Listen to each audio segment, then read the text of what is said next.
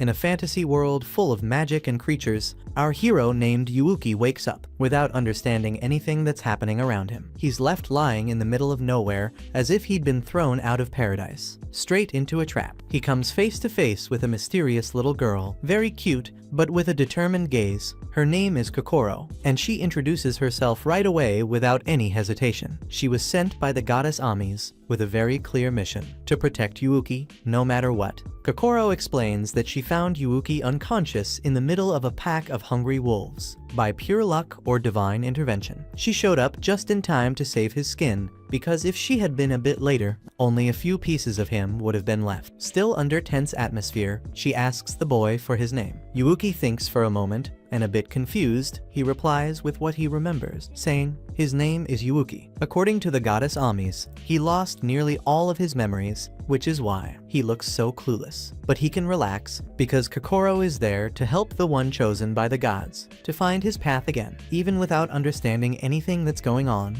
Yuuki decides to trust her. After all, Kokoro speaks with such confidence and doesn't leave any room for doubt. He just nods his head, pretending that he understood everything perfectly. To give him a hand, Kokoro pulls a snack out from her bag, a freshly made onigiri. She explains that since Yuuki's memory is wiped out, it's best to make sure that at least his stomach is full. He happily accepts it and devours the snack with joy, like someone who hasn't eaten in days. But the peace doesn't last long. Smelling opportunity, the wolves return for another round. Kokoro doesn't even blink, draws her weapon, and stands in front of Yuuki, ready to protect her master. She warns that even though they look scary, these wolves are just the beginning, and they're perfect opponents for training, gaining experience, and maybe awakening that hidden power that lies inside Yuuki. His future is a grand one, and she promises she's ready to face whatever comes. Alongside him, even confused, Yuuki realizes something important is happening there. So, with no real choice, he grabs a sword and joins Kokoro to face the wolf pack. But before he can even make a heroic move, Yuuki is caught off guard by a charge and ends up getting dragged far away. And poor guy, he doesn't even know where the hit came from. His first combat adventure ends in total failure, and once again it's Kokoro who saves the day. Despite the scare, Yuuki walks away unharmed, without a scratch to tell the tale. He gets up, slightly dizzy, and tells Kokoro that everything's under control, but before she can relax, he just faints again. Now, Yuuki is more lost than ever. He just woke up in this world, he has no memories, and he's behaving like a child, about 7 or 8 years old. Innocent, obedient, and with that pure look of someone who still doesn't know what to expect from life. Meanwhile, somewhere else in the mountain, the scene shifts to a girl with orange hair, who's calmly washing her face in a lake. Her plan is simple, to go to the town center that day, but suddenly she hears a loud scream coming from who knows where, interrupting any sense of peace she had. She runs toward the sound and finds 2 guys, one chubby and one very skinny, with the smaller one crying and holding the other, who's lying on the ground. The tall, skinny guy points to a big tree in the distance, saying that his older brother suddenly felt sick. The medicine is in the bag under that tree, and he begs her to go get it and save his brother. Since she's incredibly generous, she doesn't think twice and takes off in that direction. As soon as she turns around, the 2 laugh wickedly, and when she comes back, she finds out they ran off with her belongings. Meanwhile, Kokoro and Yuuki continue on their way to the city, which is full of people and noise. It's that typical chaotic atmosphere, and Yuuki walks around with a curious look, totally lost with so many new things around, and Kokoro takes the chance to start explaining the basics. In this world, there's everything: humans, beastmen, demons, elves, and many other exotic races. She even reveals that she herself is not human, but rather an elf. The city they're in is called Landasal, the heart of the continent, and it's the center of all the adventures they're going to have. Kokoro keeps talking and detailing everything, all excited, but suddenly, she realizes Yuuki has vanished into the crowd. Panicking, she looks around until she finds out where he went. Yuuki is standing still and hypnotized, staring at a food stall. The stall owner, seeing the 2 together, first thinks they're siblings, but then changes. He changes his mind and drops a comment saying they make a great couple. Kokoro, a little embarrassed, corrects him immediately, But Yuuki doesn't care, he just wants to eat. With shining eyes, Yuuki points at 2 dishes on the menu, choosing them, only based on the tastiest sounding name. When it's time to pay, Kokoro hands him the money, but he's completely lost with the rules of this world. Yuuki puts the coins in his mouth, thinking it's some kind of strange food, and Kokoro has to explain with all the patience in the world that it's money, and those coins are used to buy things. That currency is very important, and he can't go around biting it or losing it. He understands, and a bit awkwardly, he does everything right on the second try. With food in hand, the two sit down on a bench to enjoy their meal, savoring that simple moment without any hurry. But once the feast ends, an even bigger problem arises. They're out of money and don't have enough even for a basic place to stay. The sun is already gone, night is falling, and desperation sets in. Kokoro even considers selling the magical staff her own father gave her, just to scrape together some coins, but Yuuki absolutely refuses. That's a gift far too special for her to give up. With no other option, they end up improvising. They build a small campfire and decide to sleep right there on the mountain under the starry sky. It's full survival mode, but with that good-humored spirit of people who've already gotten used to hardship. But the peace doesn't last long. Just when they think they can finally rest, those same wolves from before decide to show up again, proving they're extremely persistent. It's as if they sense something different about Yuuki, because the beasts won't give up and keep trying to attack him, as if they knew something special lies within. The next day, after a difficult night, Kokoro wakes up visibly shaken by everything. With a determined look, she gives Yuuki the entire coin pouch, saying he can use it however he wants. She feels the need to find a job right away to take proper care of her master, showing all her devotion, even knowing how valuable money is. Kokoro doesn't hesitate before trusting Yuuki with everything, believing that this way she's truly helping him. Noticing Yuuki still seems lost, Kokoro assumes maybe the money wasn't enough, so she arranges to meet him again that afternoon, promising to bring more coins. Before leaving, Yuuki surprises Kokoro with a tight, sincere hug.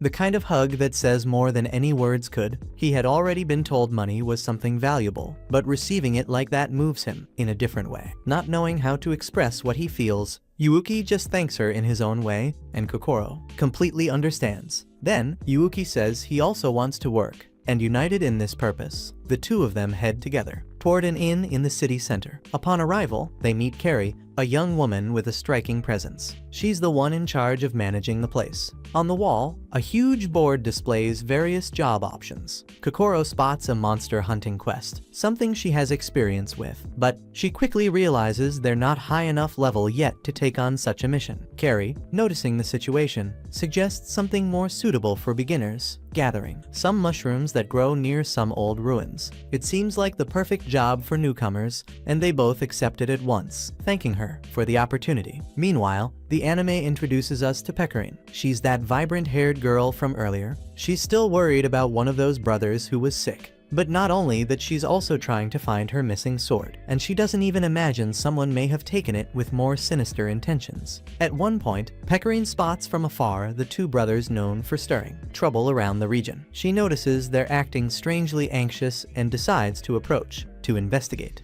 But as soon as they notice her, the two thieves take off running, racing through the trees in a desperate attempt to get away from her. Pecorine runs after them, determined, but soon loses sight of both. In the chaos, the brothers end up stumbling into a dangerous part of the forest, where something strange and threatening appears before them, turning the chase into a moment of pure desperation. They panic, realizing that now the problem is much bigger than just running from a tough-looking girl. While all this chaos is happening, Yuuki and Kokoro carry on with their quest to gather mushrooms around the ruins. Kokoro teaches Yuuki how to collect the best mushrooms, and after a few instructions, they split up to speed up the task. During the search, Kokoro finds a strange mushroom that repeats a funny sound. The sound is literally pewty pewty, so she decides to name it Putico. Meanwhile, Yuuki ends up crossing paths with Pecorine not long after, and he notices she's exhausted and starving, nearly collapsing from fatigue. With freshly gathered mushrooms in hand, Yuuki brings her to Kokoro, and together the three improvise a feast to recover their energy, generously sharing the little they have. After eating until they can't anymore, Pecorine introduces herself with a ridiculously long name, so Kokoro, to keep it simple, starts calling her Pecorine anyway,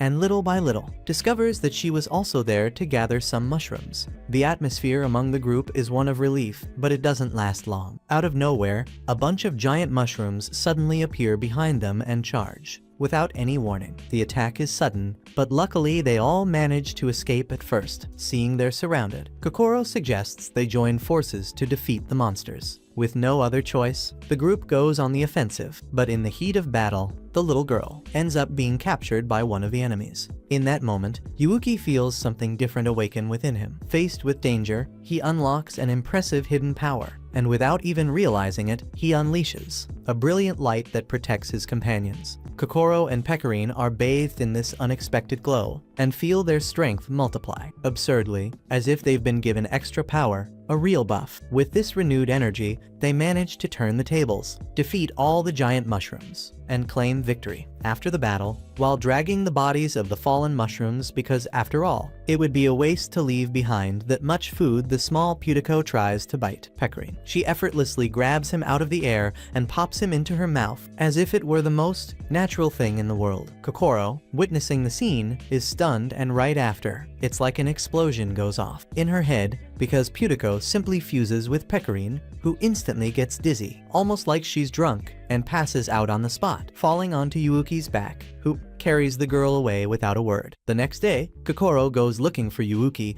and finds him training hard with his sword, showing focus and commitment. The mushrooms they gathered the day before become a delicious breakfast, thanks to Kokoro's cooking skills. While eating, the two chat and wonder how Pecorine is doing. She had mentioned the day before that she'd returned to Landisol. Kokoro also points out that their money is running out fast, so maybe it's time to look for a more permanent place to stay. As they discuss the next steps, a man overhears their conversation, walks over and starts a chat, suggesting Kokoro work as a guide. He even promises to lend them a house to use as a base. Before they can consider the offer, the restaurant owner shows up to shoo the man away, bringing order back to the place. Elsewhere, the two thief brothers who had been attacked by the giant mushrooms a few days ago finally wake up, startled by the noise from some crows. Still disoriented, they start thinking of ways to sell the sword they managed to get. Meanwhile, Pecorine wakes up in a stable, and as usual, she's hungry once again. By coincidence, Yuuki and Kokoro run into Pecorine during a food competition, and at the same event, they also spot the two thieves again. Pecorine, without hesitation, goes after them with determination, while Kokoro and Yuuki decide to follow her. For some reason, the main trio seems to attract monsters, because soon they're once again facing danger along the way. With her overwhelming strength, Pecorine lands a precise blow and defeats the enemy. On the very first try, the wild boar is sent flying, crashing down onto a woman nearby and knocking her unconscious. Feeling responsible, the group decides to wait for her to wake up, not realizing that the woman is the very one behind the recent monster attacks. When she comes to, the woman finds herself face to face with Pecorine, who silently watches her. Instead of thanking them, the mysterious Carol simply stands up and walks away, cold and distant. Then, sitting on a tree branch, she talks to herself until she randomly sees the two thief brothers passing by. Suddenly, a giant dragon descends from the sky and carries the two away, leaving Carol completely stunned.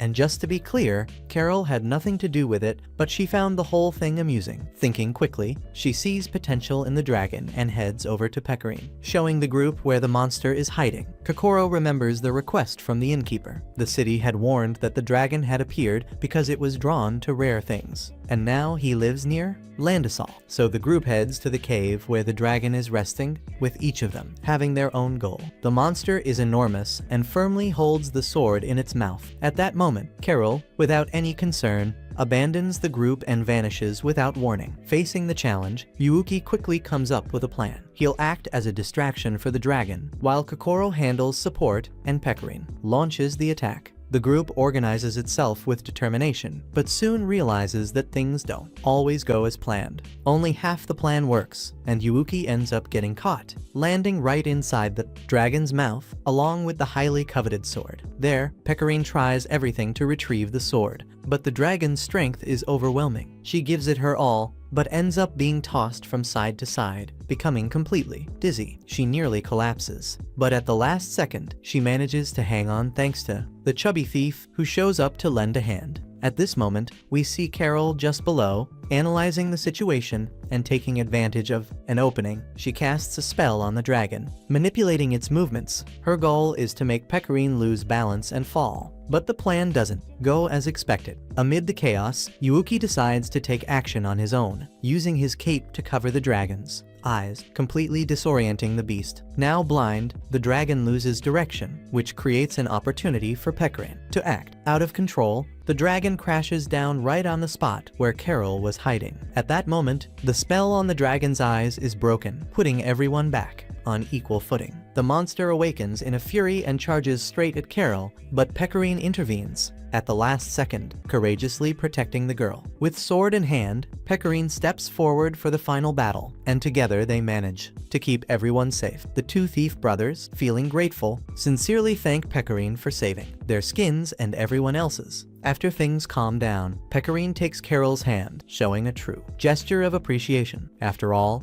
a big part of the victory came from Carol's effort, who guided the group down the right path. Without her, no one would have been able to defeat that beast. With the sunset painting the sky orange, Pecorine says goodbye to the two uncles, one skinny and the other rounder, and even manages to convince Carol to have dinner with her that night. Even if the menu is just a few rice balls made from lunch leftovers, the meal still carries a special taste. During dinner, Pecorine proposes creating a gourmet guild, inviting Carol to join the group, but Carol, keeping her usual stern expression, declines the invitation and leaves, making it clear she has other priorities. She admits the rice ball is delicious, but knows there are more important things to deal with at the moment. The whole day, Carol kept an eye on Pecorine, trying to find some kind of weakness, but she realized that aside from her passion for food, the girl has nothing to hide. Meanwhile, Kokoro goes to a place where she can officially register a guild, but she only picks up the forms and leaves the registration for later. Outside, Yuuki is still waiting for Kokoro's return. From a distance, he sees someone small collapsing, exhausted and nearly out of strength. That scene reminds Yuuki of the moment he first met Pecorine. Without thinking much, he approaches and gently places a rice ball beside the person. He offers the food and walks away calmly,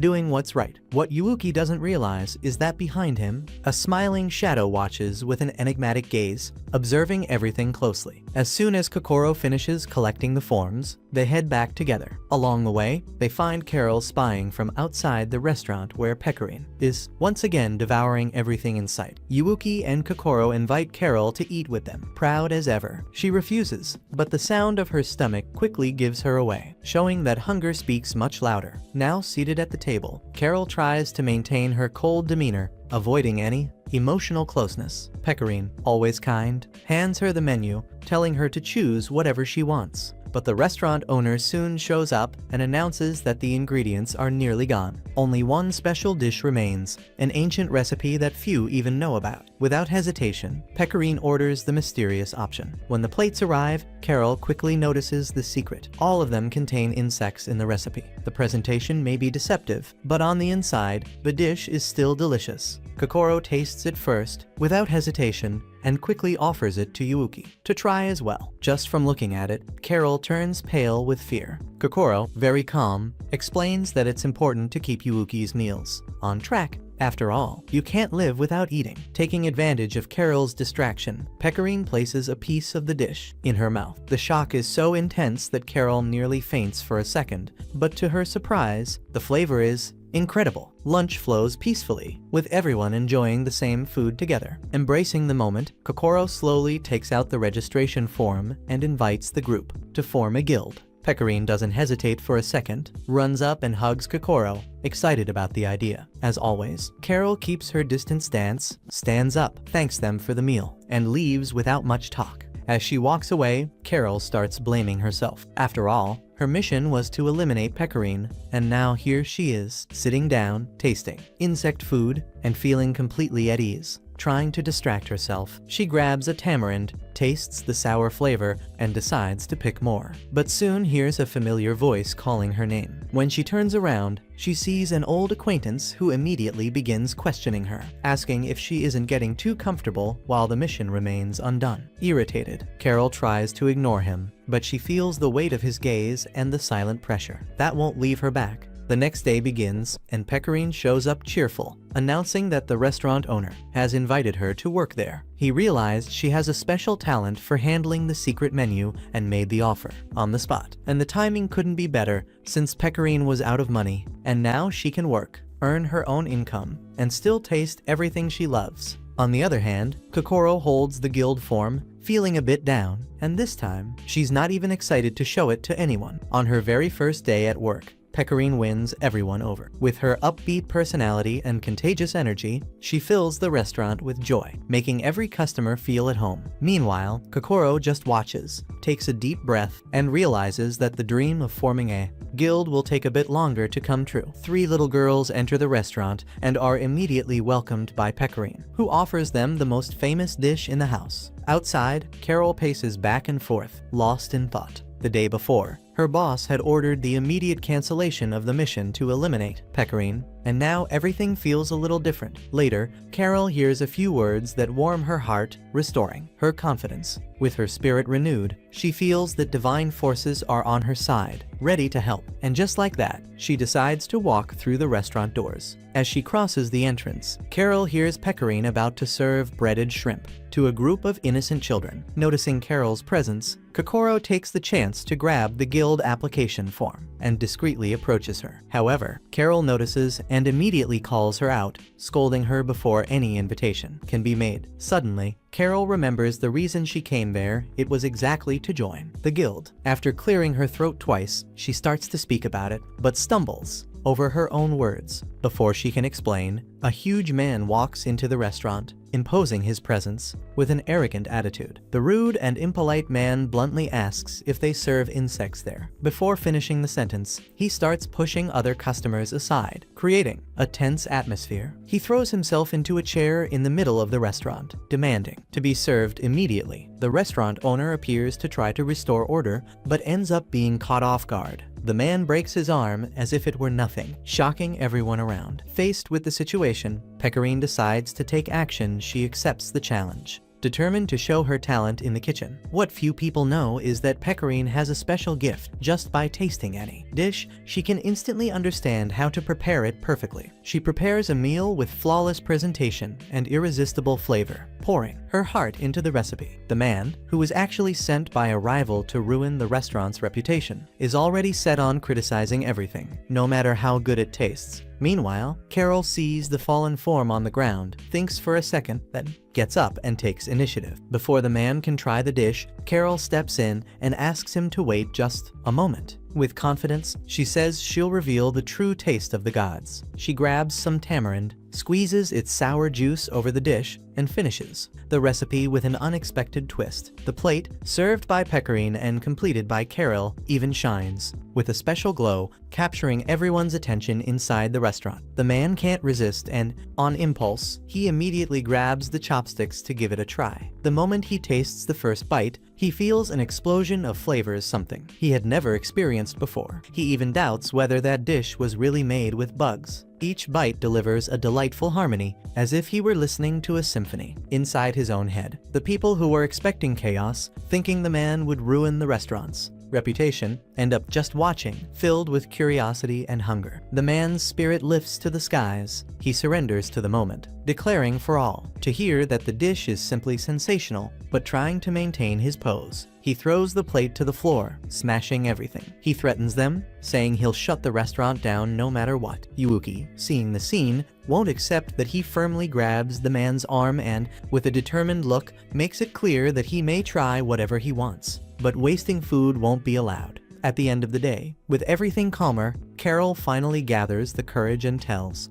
the group she's officially joining the guild. Now, with 4 members, the team is complete, ready to face new adventures. Their goal is simple and ambitious: to explore the world, discover all kinds of food and ingredients, and enjoy every meal together. Excited, they head to the house they got to use as the guild base, but once they open the door, disappointment strikes. From the outside, it looks like a dream mansion, but inside it's a mess, everything old, dusty, and with a spooky atmosphere. They all get discouraged and immediately start complaining to Carol, who answers awkwardly, explaining that there weren't many choices and that was the only house left. She assures them there's nothing dangerous, there are just a few rumors about a ghost occasionally showing up to rest. Even with the weird vibe, Kokoro sees the good side and says it's wonderful just to have a roof to sleep under. She asks Carol if she can clean the place up, and the leader approves instantly. The whole group gets involved in the cleanup. They sweep, scrub, throw junk away until the place starts to come back to life again. In the middle of the cleanup,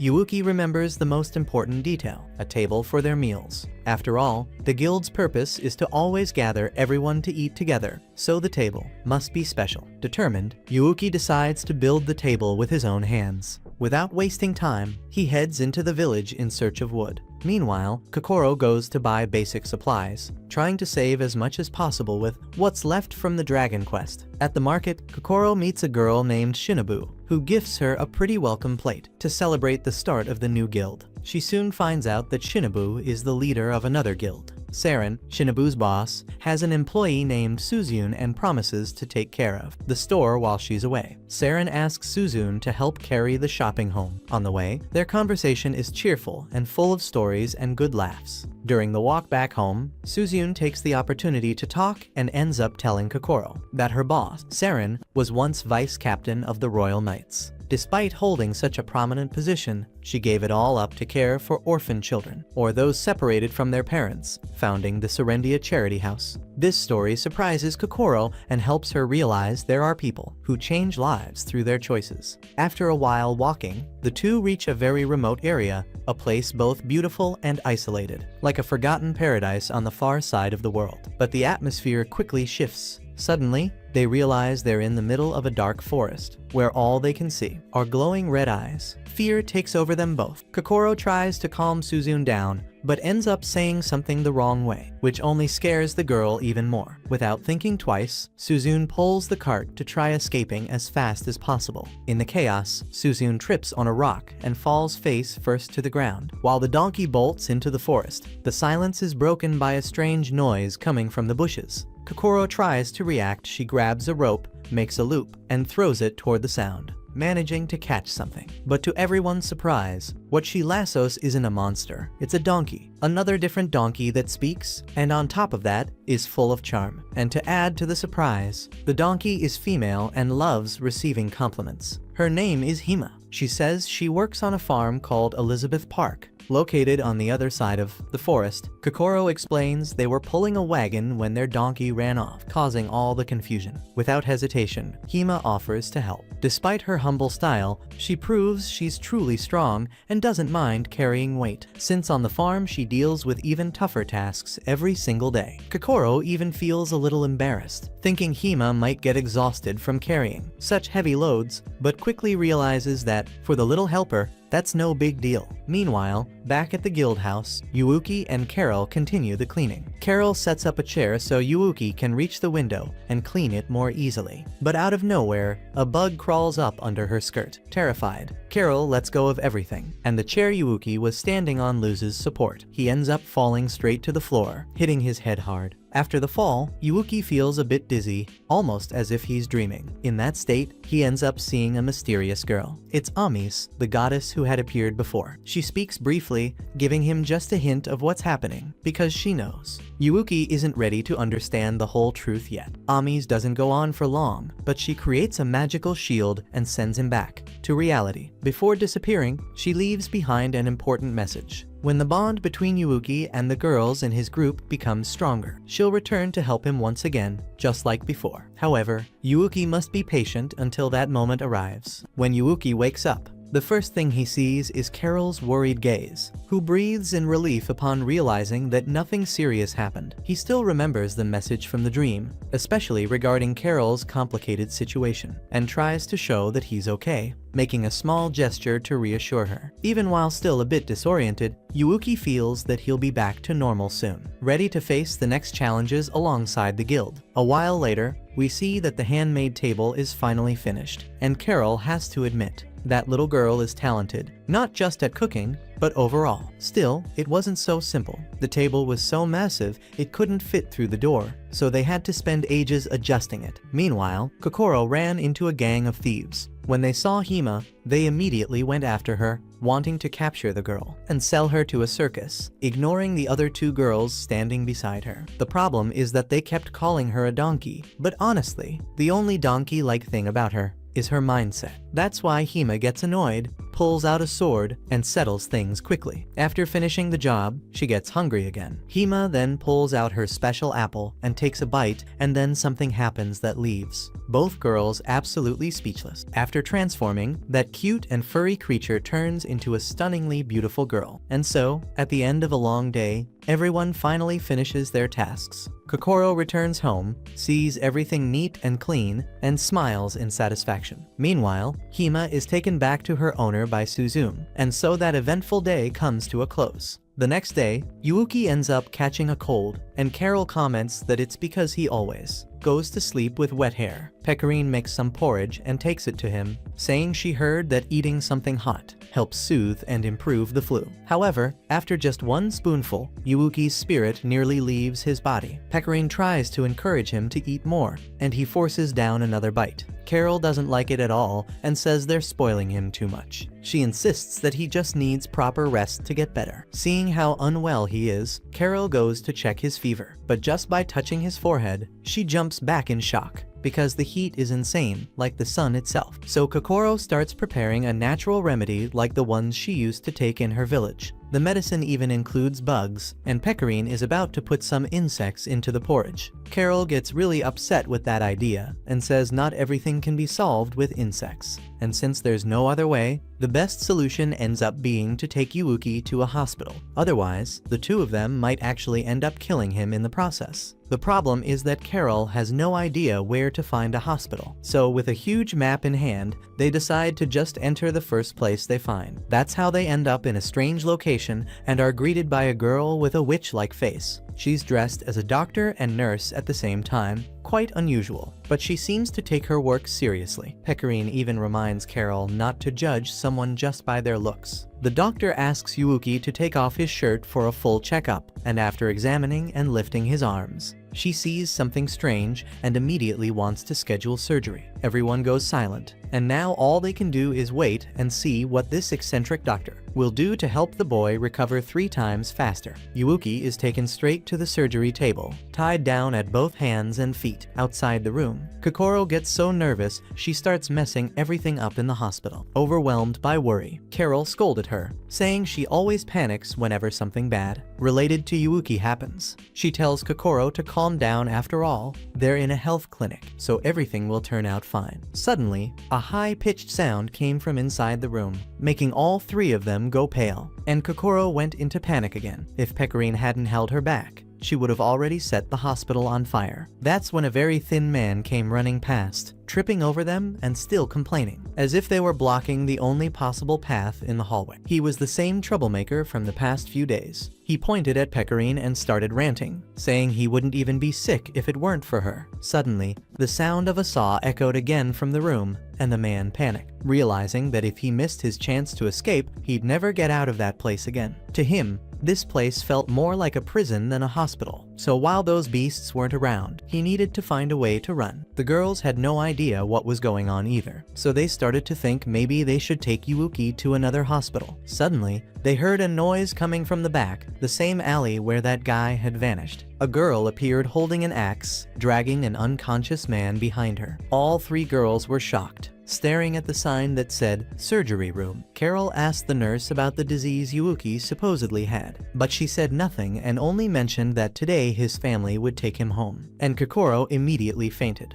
No one imagined a simple hospital visit would end like that. Ever since they formed the guild, only strange things had happened. And now that little Kokoro had dropped stiff to the ground, The other two were completely lost. And in moments like this, Pecorine says it's best to eat so you don't collapse too. The name of the girl who had handled the patient earlier was Eriko, and while she was walking down the street, she heard someone calling from a fortune-telling tent and decided to enter. The woman said she wouldn't charge anything because her father wanted to read the fortune of someone special, in this case, Eriko. On the table sat a skull, and the spirit inside came out and invited Eriko for tea. She was outraged and slashed him with her sword. She said she didn't tolerate those kinds of jokes and that she wanted to teach him a lesson. The skull quickly turned docile and started telling her fortune. Now on her way back home, Eriko was excited, though she couldn't understand why so many weirdos kept hitting on her. Still, she always shut them down fast. She started to think that true love wasn't necessary,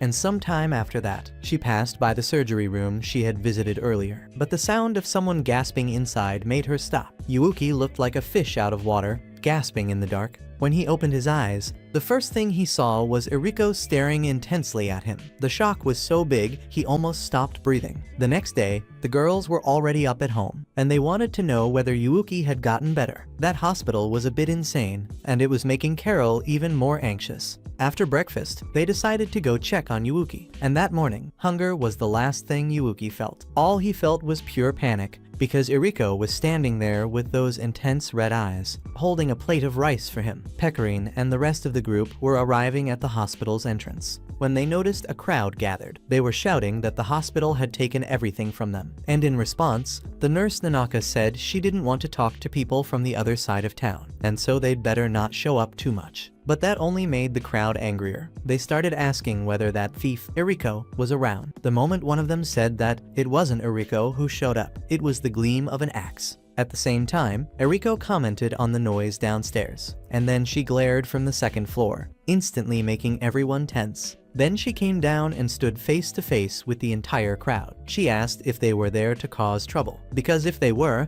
they'd have to deal with the consequences. Eriko charged without mercy, making it clear to everyone who exactly they were dealing with. Nanaka didn't leave her friend alone and also turned the hospital upside down. The power of the two was enough to scare anyone. And to top it off, the doctor arrived. She released petals of poisonous flowers, making people faint, and the name of their group was Twilight Caravan, a guild known and feared worldwide. Once that was done, she warned that if they didn't start treatment soon, it would eventually be too late to try saving any of them. Right away, the three of them were in shock, since they had brought Yuuki there for proper care, and suddenly realized they needed to get him out of that place as quickly as possible. And while the doctor was distracted by something else, they snuck into the room only to come face to face with Eriko. At the same time, Yuuki was sitting in a chair, tied up like a chicken about to go into the oven. Eriko was just about to force that strange ring onto Yuuki's hand, and the three girls outside started planning how to fix the whole mess. Carol took charge of thinking up a strategy, and since Kokoro had a knack for dealing with bugs, this was the perfect moment to put that skill to use. Suddenly, a cloud of purple smoke filled the hospital. Taking advantage of Eriko leaving to investigate, they broke into the room to try and rescue Yuuki. Pecorine and Carol were just about to escape with him, but then they realized they were trapped.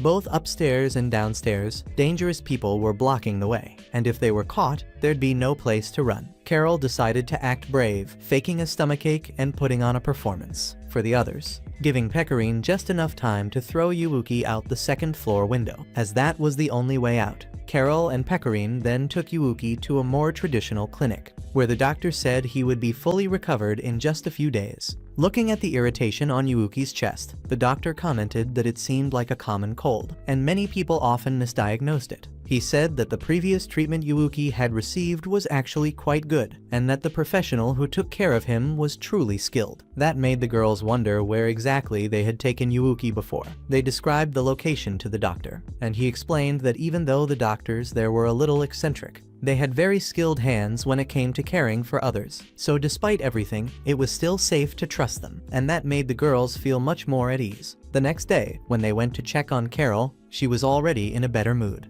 During breakfast, Pecorine pulled a flyer from her pocket that she had found. It was an invitation for everyone to go to Taga village to help harvest seasoning ingredients. The pay was daily, and everyone would also receive the famous Tagum seeds, rare, highly valued special seeds. Pecorine wanted the whole group to join the mission, and Carol didn't even resist much. It didn't take long for everyone to be on their way. The journey was smooth and filled with beautiful scenery. It felt more like a group outing. Carol spent the whole day trying and only managed to collect one tiny seashell. Meanwhile, Kokoro was gathering insects to eat. As the sun began to set, Carol had caught just 2 tiny fish. Kokoro tried to cheer her up, saying they could still make soup with the vegetables and frogs her master had caught. For her, it was better to chew on something than go hungry. Pecorine returned full of excitement. She had caught some huge birds, enough to feed everyone easily. Her experience working at a restaurant really made a difference at times like this, and no one could believe how tasty the meat turned out.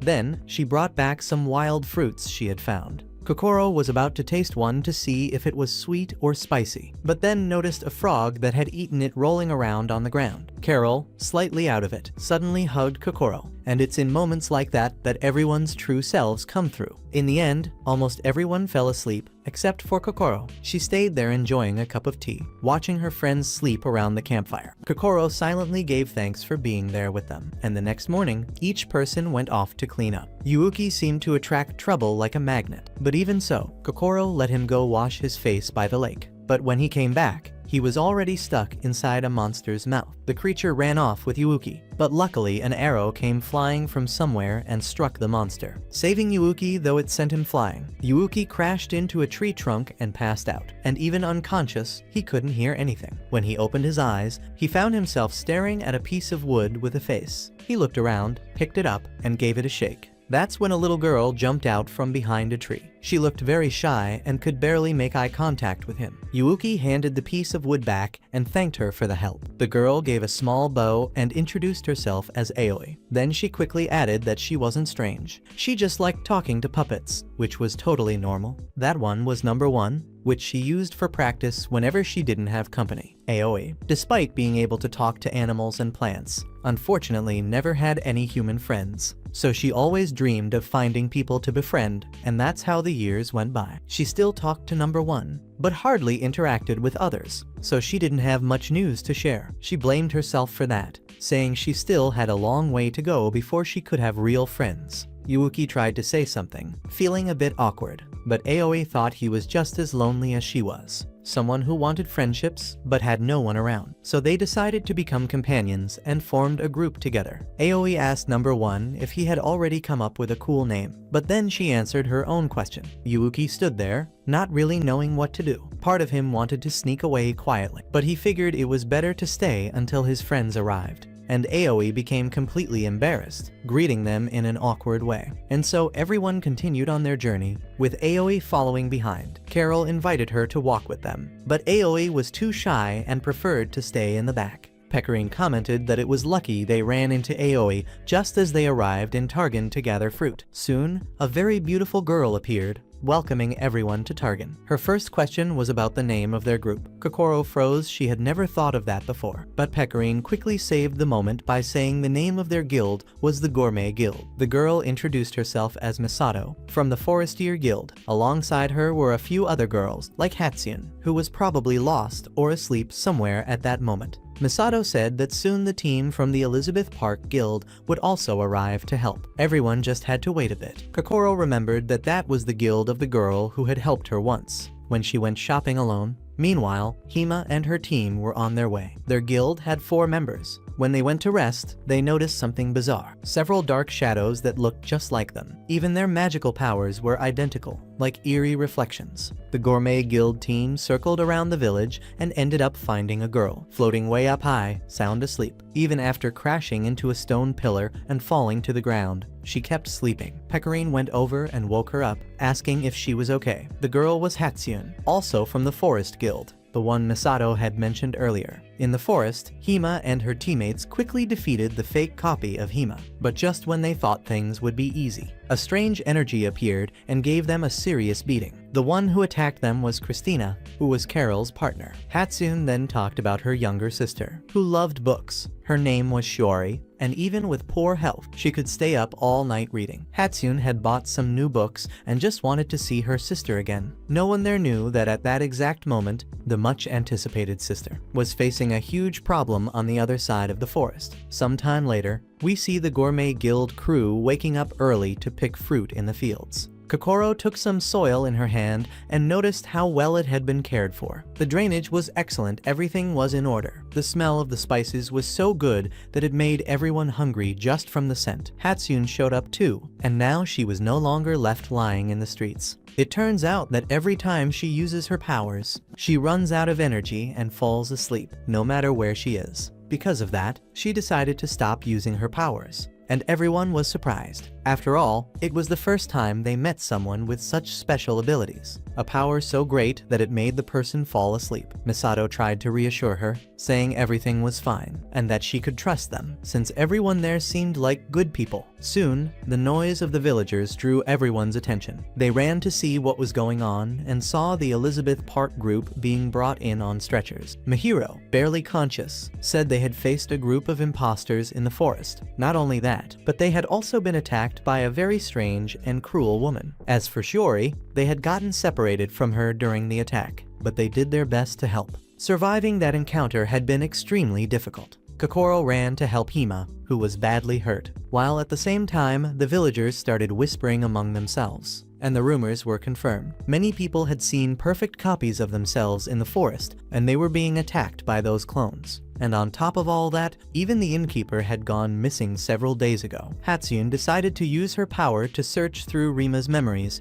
and immediately realized the situation was really strange. She became desperate, wanting to run off to find and save her sister. But Misato held her back, saying they should rescue Shiori together. Yuuki agreed right away, saying he would go too. Aoi also decided to join, and that completed the group, with everyone determined not to leave anyone behind. In the end, this wasn't even the Gourmet Guild's mission, and they didn't have to get involved. But they're the kind of people who just can't turn their backs on a situation like this. What they didn't imagine was that deep inside that forest, there was already a powerful trap set, just waiting for someone to walk into it. Pecorine remembered to call Karen for this trip, but realized she had already been missing for quite some time. Meanwhile, our villain, after manipulating the mind of a local resident, simply absorbed his soul into herself. And without needing to explain anything else, it was already clear she was going to be a serious problem for our heroes. Hima had already recovered thanks to Kokoro's care and returned to the place where it all happened.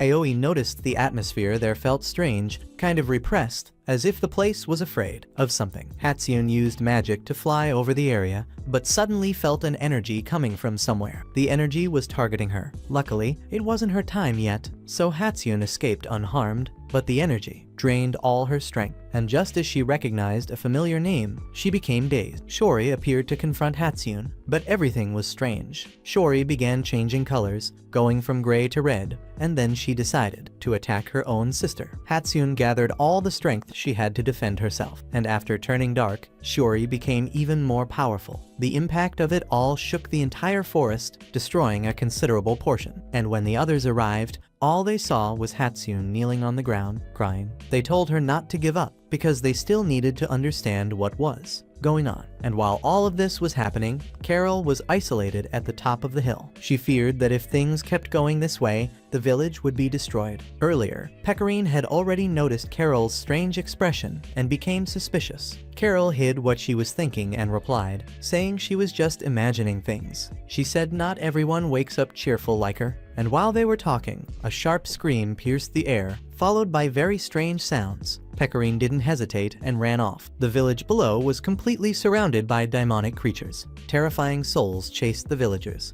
In shock, Pecorine managed to arrive in time and save a girl, and an arrow flew. Right past them, it was from Shiori. Yuuki and Hime ran after her and saw that the path led to the village. As they were about to try helping everyone, Christina appeared. Hime warned everyone to stay alert because she was responsible for the attack on Elizabeth's guild. Christina easily found their weaknesses and charged in. Yuuki tried to defend, but couldn't handle it. Kokoro managed to create a barrier in time, and since Yuuki couldn't take the pressure, he collapsed and passed out. In a dream, Yuuki met a familiar goddess named Amis, who awakened him, and for the first time, Yuuki truly panicked, begging to return to reality immediately. His group was in a life or death battle, so he needed to go back as soon as possible to help. Amis just shook her head, surprised by how quickly Christina and Yuuki had reunited, but it seemed even she didn't fully remember. At the moment, Amis couldn't interfere in the real world, and only he could help Kokoro's group. She then told him to release the power of the warrior princess, the one he used, before he lost his memory. She asked him to remember it and save his friends. Meanwhile, during the battle, even Hima, with her strong heart, had fallen. Yuuki suddenly woke up, as if by a miracle, and immediately used his power to strengthen everyone. The group felt a new energy, as if they had been reborn,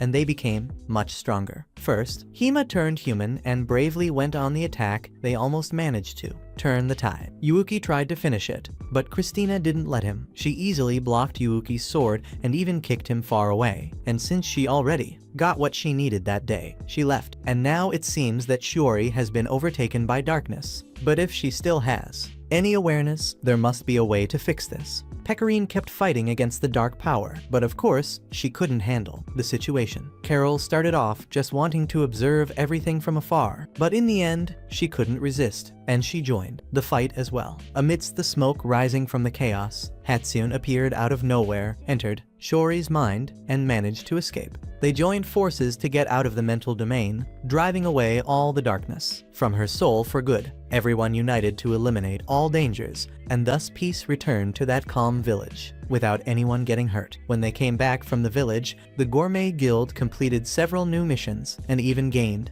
recognition from Lady Caring, who is part of the Guild Management Association. They enjoyed many days together, scattered around that huge field, which was the main rice area of Landisal, and everyone was excited with the work because the rice was amazing. But lately, wild animals had been invading and disturbing the lives of the villagers. Birds and boars kept arriving to cause trouble, and the farmers couldn't get rid of them. So now the mission was to help the farmers put an end to these pests, and the reward would be the famous rice, the best rice of all. Carol couldn't escape having to explain everything to the Demon King about what happened in Targum village, and she was trembling with nerves. The queen had even given her an extra task to watch over Yuuki and report everything he was doing, and that marked the end of her memories. Carol took a sip of water and looked toward the guild, reflecting to herself why she needed to keep an eye on these people. To her, it made no sense. While the group was discussing which mission to take, Yuuki noticed a paper pinned way at the bottom. It was a mission to find a master. Caring quickly told everyone that it wasn't even a real mission. Carol thought the whole thing was a waste of time and walked away, not taking anything this time, but Yuuki kept holding that paper,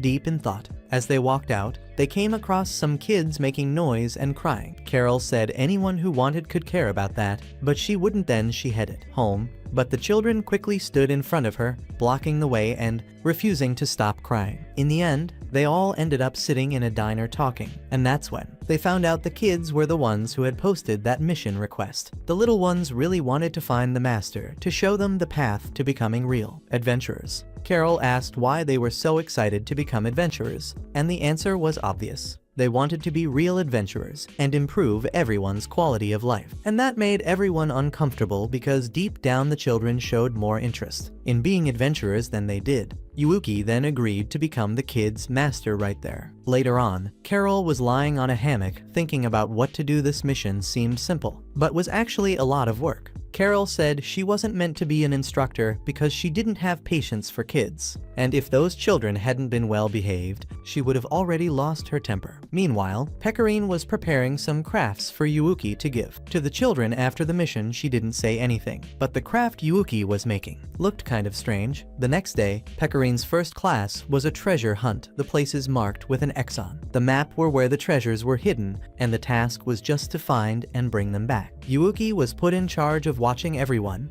and Carol let out a sigh, feeling an anxiety she couldn't quite explain. The three of them stayed hidden behind the trees, just watching Yuuki and the kids begin the first task. The compass pointed north, but the boy thought he just had to follow that path and guided the children. The result was that they ended up in a mess. The little ones were surrounded by spiders and took a while to get out of it. At one point, the three girls warned Yuuki and he seemed to notice the alert, but instead of going back to the correct path, he turned the map completely the wrong way. The right path, which had taken so much effort to prepare, was ruined, and Pecorine tried to use her special item and outfit she had spent the entire night making. She tried to warn the kids that path would lead nowhere, but unexpectedly the group of children teamed up and defeated her quickly. The trail got more and more complicated, with everyone ending up in the most dangerous places. They encountered several monsters along the way. Yuuki had already lost count of how many traps he had fallen into. Carol and Kokoro worked extremely hard to save him,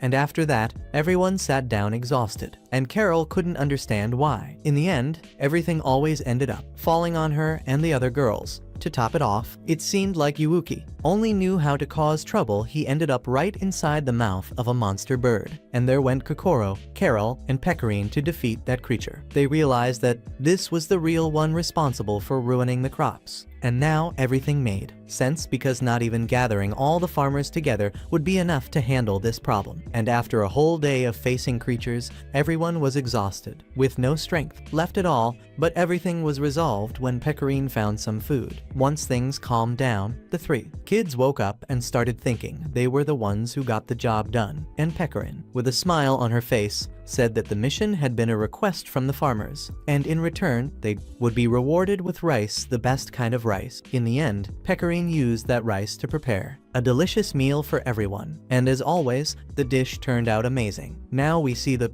children having fun with baby ostriches on the other side of the field. The thing is, when an ostrich is born, the first living being it sees becomes a mother to it. And it looks like those three kids had already been adopted by the little ones. Landasol is a huge city where you can shop and even get a coupon to enter a lottery. Kokoro found a shoe that she believed would look perfect on Yuuki. She took 4 coupons and spun the wheel 3 times, only landing on white balls, until on the final spin, something seemed to happen. Later, we hear Carol mentioning that Kokoro had been the lucky one to win the grand prize from the main raffle. They packed their bags and got ready to enjoy a trip to the beach. Sometime later, with Yuuki nearly asleep, Kokoro showed up in the room, where she explained that she had grown up isolated in the mountains, so she never understood anything about swimsuits. She didn't even know if what she had was actually nice, so she came to ask his opinion. The store clerk had praised her, but to Kokoro, if Yuuki didn't like it, she wouldn't even wear the outfit. When Yuuki gave his approval, Kokoro let out a relieved breath. She had even tried to get a book about swimming from the library, and in the silence of the night, the two of them practiced swimming right there on the floor. The next day, the weather was perfect for the beach, and everyone was excited. Carol stayed off to the side, all shy, not expecting that right after receiving a mission to watch over them, she'd end up enjoying a beach day with everyone. Pecorine and Yuuki started playing in the water, splashing each other. Yuuki had no idea what he was doing and ended up getting a face full of salt water, only realizing afterward that the water was salty. Kokoro carefully explained that seawater is salty and he needed to keep his eyes shut to avoid the sting. He understood the trick and started splashing water at them. Pecorine, excited, began throwing water at both Kokoro and Yuuki, who ended up drifting away, carried by the waves. Of course, they weren't going to leave Carol out of it. Pecorine went over to her and asked if she didn't know how to swim. She said she didn't, so Pecorine had the brilliant idea to push Carol onto a float, pretending she was a ship. The experience left Carol terrified, and when they came back, Pecorine was exhausted. Kokoro was surprised to see her like that, so Pecorine decided to reveal a secret. She explained that the armor she wears gives her more strength, restores energy, prevents pain and cold, and does many other things. But the downside is that it leaves her with an absurd hunger. Sometimes she even passes out from it. Without those clothes, Pecorine is just like any normal girl. Kokoro realized that both her strength and her insane appetite had a hidden cause. Carol grew curious and asked if she could go around telling that to other people. But Pecorine laughed and said it was no problem. Out of nowhere, they ran into Suzum again, the maid. She was losing control of the cart because the donkey had taken off down the beach road. Kokoro's group went to help, and while chatting, they found out that Saren was nearby, opening a new store. They ran to say hi to their big sister, and even took the chance to eat. Saren was really happy to see the Gourmet Guild enjoying themselves, and the rumors were true that group really loved a good meal. Even so, something strange was going on. In the middle of that heat, the restaurant was almost empty, even though it was serving incredible dishes. Saren mentioned that there was a rival food stall nearby, and their main dish had taken away all of her customers. In the end, there wasn't much to be done after all. Competition is competition. Pecorine tried to comfort her, saying they could show up every day to eat, and that would surely solve the problem. But then a question popped into everyone's mind. What exactly was the secret behind the competitor's menu?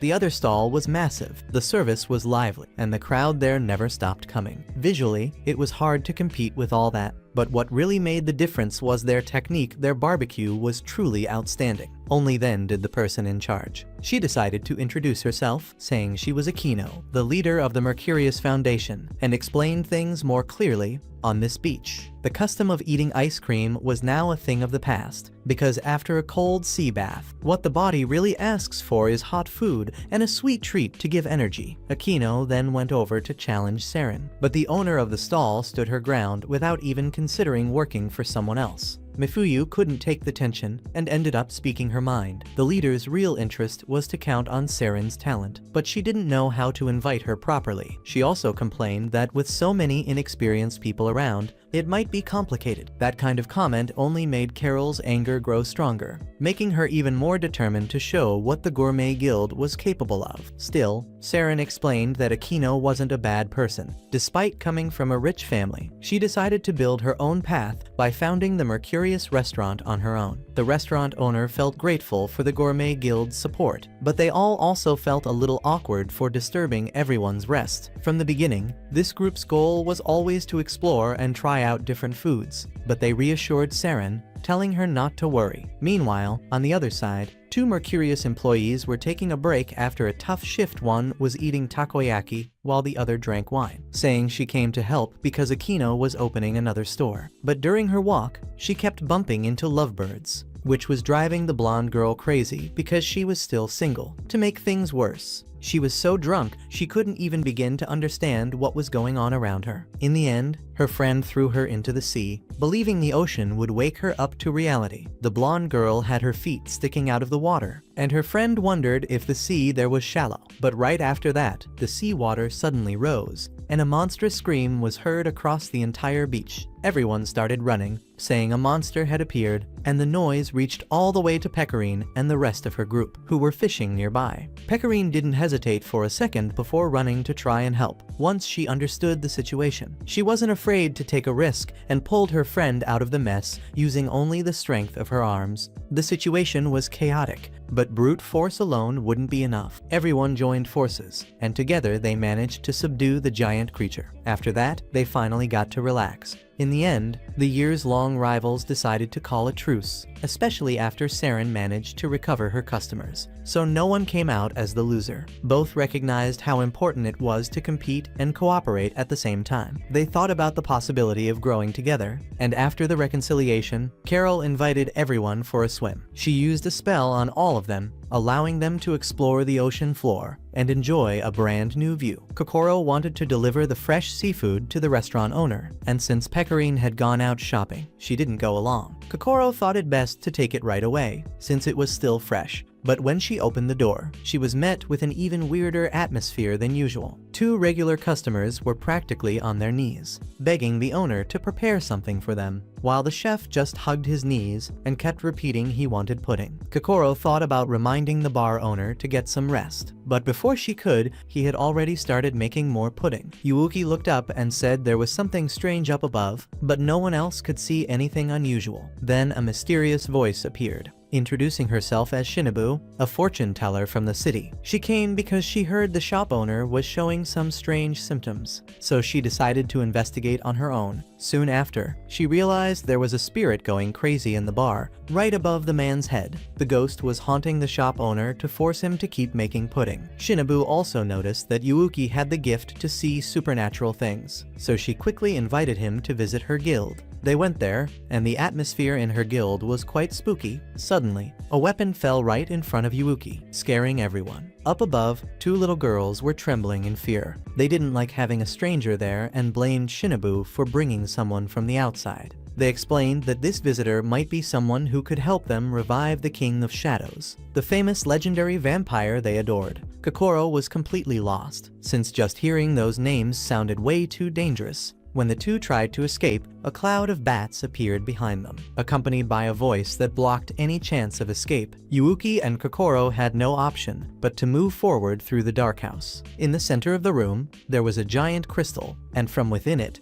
a person opened their eyes and greeted Yuuki and Kokoro. That person was none other than the queen of the night herself, named Ilya. Kokoro quickly sensed the concentrated magic within the crystal, and at the same time, Ilya opened a portal and materialized before everyone. But as soon as she stepped out of that place, her body shrank, becoming short and super cute. Shinobu immediately made sure to explain who she was. That was the queen of the vampires, the supreme leader who once led a war against humans, elves, and beast folk. She was ultimately defeated in a divine battle and ended up sealed away, but they had managed to break that seal. However, part of her body was still sealed, which meant the vampire queen lacked sufficient mana. That's why she was stuck in this miniature version of herself. Even so, Kokoro remained suspicious, worried the queen might want to devour her master, but she soon realized that wasn't the case. Ilya placed her hand on Yuuki's chest and sensed the dormant energy within him, realizing that this was the key to restoring her full strength. However, things quickly took a turn when her own bats started attacking her, taking everyone by surprise, since no one expected her magic to be that weak. Upon seeing her getting attacked, Yuuki didn't hesitate. He grabbed the queen and tried to escape with her. Probably seeing her injured awakened something inside him,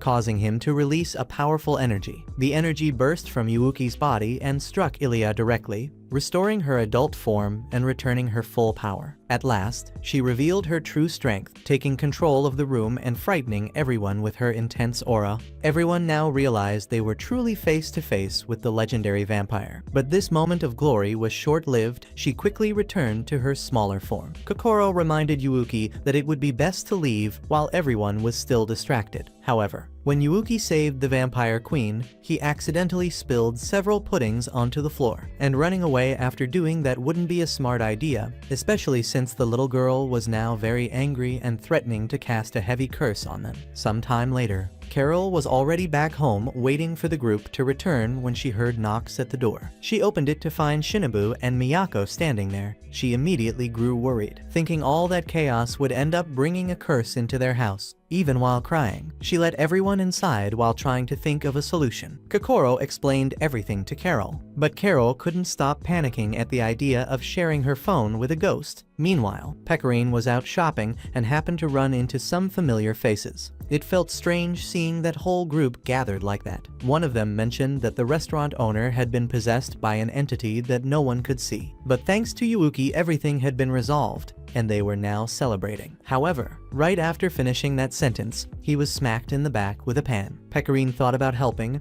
but the one who hit him turned out to be his own mother, which actually lightened the mood. Back home, Carol was completely lost, fumbling around with a bowl, trying to make pudding, even though she didn't have the slightest idea what she was doing. Kokoro tried convincing the little ghost that no one there had any cooking talent, and suggested she wait for Pecorine to arrive, since she was the only one truly skilled in the kitchen. Even so, Miyako didn't agree right away. By the time Pecorine got back, it was already too late. Her friends had all been transformed into puddings, so she made a promise to the little ghost. She would create an amazing dish, but only if Miyako agreed to return everyone to their original forms. Pecorine quickly whipped up a fantastic pudding, and the moment the ghost girl tasted her first spoonful, she felt as if she were ascending to heaven. The little ghost was finally leaving our world and heading to the afterlife, but then Pecorine suddenly showed up holding 2 giant trays, claiming she had used fingers as a secret ingredient for the pudding. That revelation shocked Miyako so much that she came crashing back to Earth in sheer panic. Shinobu took the opportunity to escort the little girl away, thus bringing the Ghost Girl's arc to an end. And that wraps up our story. Don't forget to leave a like, subscribe to the channel, and drop a comment letting us know what you thought of the anime. That's all for now. Thanks for watching, and see you in the next video.